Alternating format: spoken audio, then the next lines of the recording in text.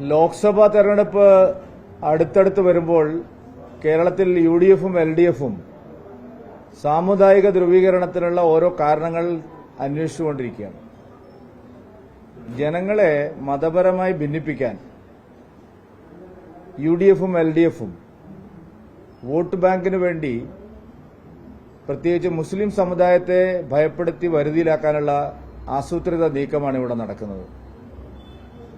ഇപ്പോൾ കേരള സ്റ്റോറിയുടെ പേരിൽ മുഖ്യമന്ത്രിയും പ്രതിപക്ഷ നേതാവും ഹാലിളകുകയാണ്.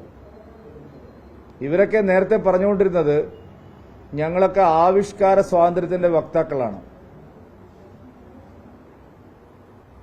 കക്കുകളി നാടകം വിവാദമായ സന്ദർഭത്തിൽ അവർ പറഞ്ഞത്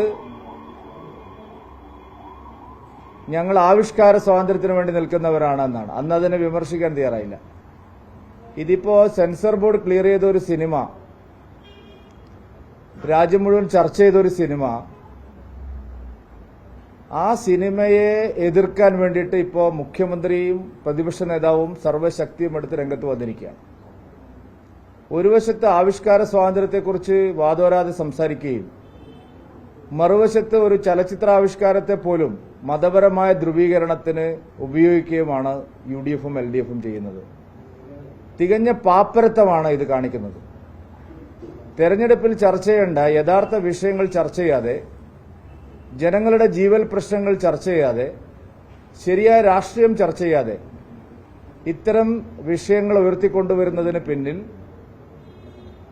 ജനങ്ങളെ ഭയപ്പെട്ട് അവർക്ക് അവരുടെ രാഷ്ട്രീയ നയങ്ങളും വികസന നയങ്ങളും ചർച്ച ചെയ്താൽ അത് തിരിച്ചടിയാവുമെന്ന് മനസ്സിലാക്കിയിട്ടാണ് ഇത്തരം ബാലിശമായിട്ടുള്ള വാദങ്ങളുമായിട്ട് മുഖ്യമന്ത്രിയും പ്രതിപക്ഷ നേതാവും രംഗത്ത് വരുന്നത്.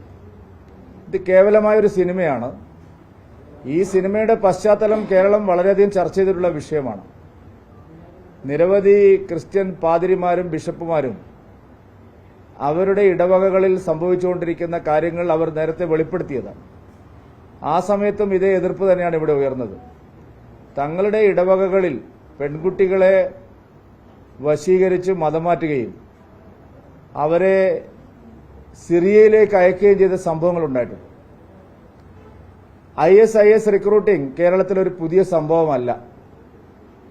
കനകമലയിലും തൃക്കരിപ്പൂരിലും കണ്ണൂരിൽ പല സ്ഥലങ്ങളിലും തിരുവനന്തപുരത്തും ആലുവയിലും എറണാകുളത്തുമെല്ലാം പെൺകുട്ടികളെ ISISലേക്ക് റിക്രൂട്ട് ചെയ്തതിന്റെ പേരിൽ രക്ഷിതാക്കൾ കൊടുത്ത കേസുകൾ ഇപ്പോഴും നടക്കുകയാണ്. പല പെൺകുട്ടികളെയും തിരിച്ചു കൊണ്ടുവരാൻ വേണ്ടിയിട്ട് രക്ഷിതാക്കൾ വാവിട്ട് കരയുന്നത് നമ്മൾ മലയാളത്തിലല്ല കേരളത്തിൽ എല്ലാവരും കണ്ടിട്ടുള്ളതാണ്. IS റിക്രൂട്ട്മെന്റിന് ഒരു യാഥാർത്ഥ്യമായിട്ടുള്ള കാര്യത്തെ എന്തിനാണ് ഇങ്ങനെ വളച്ചൊടിക്കാൻ ശ്രമിക്കുന്നത്? സിനിമയും യഥാർത്ഥത്തിൽ നടക്കുന്ന സംഭവങ്ങളും തമ്മിൽ ഒരു തരത്തിലും കണക്ട് ചെയ്യേണ്ട ആവശ്യമില്ല. അതൊരു കലയാണ്, അല്ലെങ്കിൽ ഒരു ആവിഷ്കാരമാണ്. ആ ആവിഷ്കാരത്തെ അതേപോലെ കണ്ടാൽ മതി എന്നാണ് പല കാര്യങ്ങളിലും ഇവിടെ LDFും UDFും പറഞ്ഞിട്ടുള്ളത്. വിവാദമായ മീശ നോവൽ രംഗത്ത് വന്നപ്പോൾ അതിനെ എതിർക്കാൻ ആളുകൾ തയ്യാറായപ്പോൾ ആ സമയത്ത് UDFും LDFും എടുത്ത നിലപാടിതാണ്.